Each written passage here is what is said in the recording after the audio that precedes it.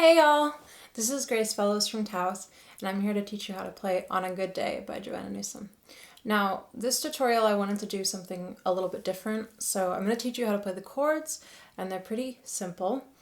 But after that, I'm going to also teach you some things that you can do with really any song to make it a little bit more interesting, to create your own arrangements. If like you look up a ultimate guitar tab or something like that, and you want to play it on piano, how can you do that and make the song kind of cooler as opposed to just playing like the block chords by themselves? We're going to get into all that, but first I'm just going to teach you the bass chords.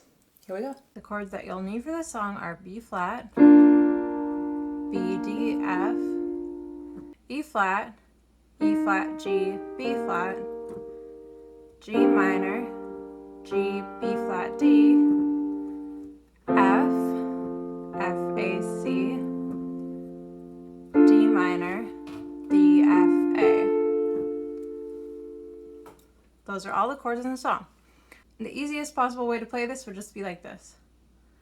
B flat, E flat, F, B flat, G minor, F, D minor, E flat, B flat, E flat, D minor, E flat, B flat, E flat, B flat, G minor, F, B flat. So in context, hey, hey, hey, the end is near. On a good day, you can see the end from here, but I won't turn back now, though the way is clear. I will stay for the remainder. Now I think anyone could learn that with some practice. So if you're just looking for a fun thing to play, this is it. However, if you want to kind of groove on this a little more, let me show you some things you can do. First thing that you'd want to do is add a bass line. Basically, just play the root note of all the chords in the left hand while you do exactly the same thing in the right. So like this. Hey, hey, hey, the end is near. On a good day, you can see the end from here, but I won't turn back now, though the way is clear. I will stay for the remainder. And that's already a lot more interesting. So you probably noticed that while I was jumping around a little bit, I was kind of staying in the same octave for the bass note. So in this general area. And in the right hand, I was doing a little bit different inversions sometimes. In this case, in the E flat, the first one I showed, that was already an inversion, where the fifth, the B flat note, was actually down here instead of up there. So that's one of the easiest ways to make it both easier to play and also nicer sounding, is to use some inversions. So basically what an inversion means is that you're going to use the exact same notes as the chord, like B flat, D, F, but you're going to put them in a different order. So D, F, B flat. There's names for these. Basically, root position means that the name of the note is on the bottom. First inversion means that the second note, or the third, because it's a third away, is on the bottom. And second inversion means that the third note, or fifth, because it's a fifth away, is on the bottom instead. You'll see me jumping around and using different inversions, and that is a really good way to spice things up and make it flow a little bit better. Here's another thing you can do, making the bass line a little bit more interesting. This is something Joanna Newsom loves to do. She loves to do little rhythmic bass lines, especially she likes repeated patterns. So something like this. Hey, hey, hey, the end is near. On a good day, you can see the end from here, but I won't turn back now, though the way is clear. I will stay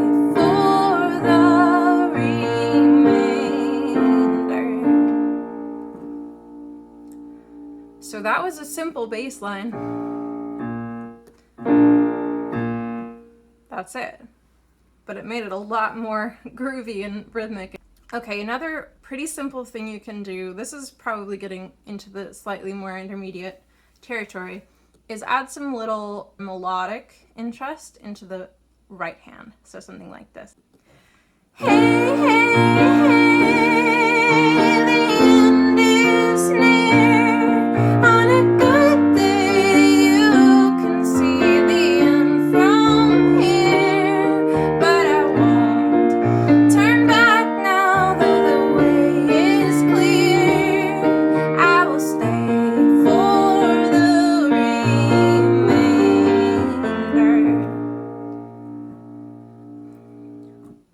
So that was a lot more intense all of a sudden, right? The chord progression that I taught you happens 4 times throughout, right, for the 4 verses. So one thing that I'll do on this song is make every iteration of it different. Every verse have a little bit of a different kind of theme or energy to it. So this one I might do on the 3rd or 4th one to make it build a little bit more. But all I was doing is playing basically 1 and a 2 and a kind of rhythm. The bass rhythm of On a Good Day, it's got that 3 feel. And I was just playing the same chord tones in that pattern. So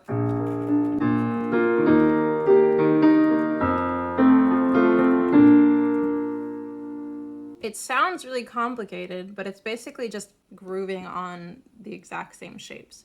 Just moving your hand a little bit, playing the chord, playing a little arpeggio, which is to say playing the chord broken up into a melody. And sometimes, you know, on certain songs, you can also use those passing notes in between. But I feel like this song works pretty well with just the bass arpeggio. One other thing that you can do to switch it up, in this I struggle with, but I also really like how it sounds, is to play more than one inversion in the time the chord happens. Like that. So like this. Hey, hey, hey, the end is near. On a good day you can see the end from here. But I won't turn back now, though the way is clear. I will stay for the remainder. And usually when the chord changes faster like that at the end, I don't keep up patterns like that. There's just not time to do something fancy like that. I don't usually always play the full chord and do arpeggios all the way up. That can be kind of melodramatic sounding in my opinion. When you're going for that, it's awesome. But usually I just play the 3rd and 4th.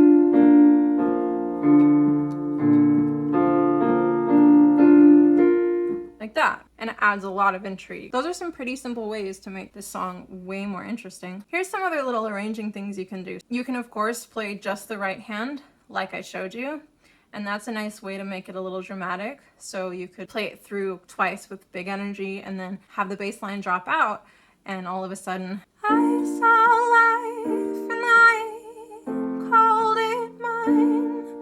I saw it drawn so sweet and fine, and I had begun to fill in all the lines, right down to what we named her.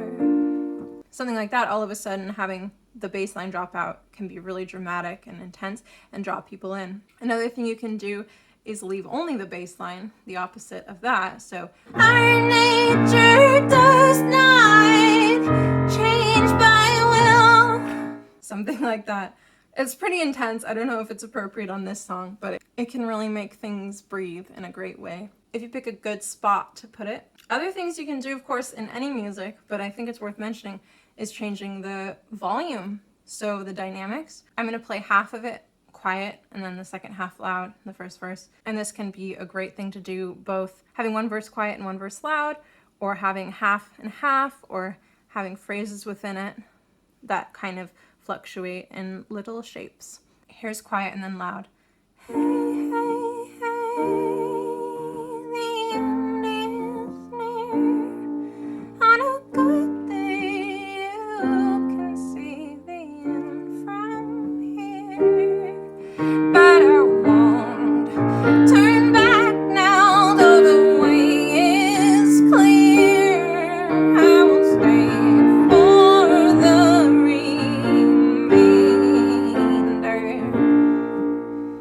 that's pretty dramatic. I'd probably mess with dynamics in a more subtle way throughout. And one other thing I really like to do is to stretch time. So the concept of stretching time is usually thought of as rubato in Western music. So that means you don't just stretch time, you take time from somewhere else. So if you're gonna speed up right now, you have to slow down later. If you're gonna slow down right now, you have to speed up later, basically. It's not a hard and fast rule, but it's a good way to think about how to keep the groove while still stretching time a little bit. So here's an example of that. I love rubato.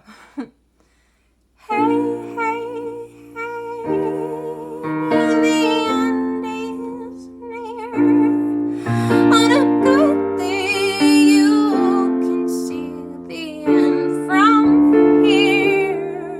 But I won't turn back now, though the way is clear. I will stay for the remainder.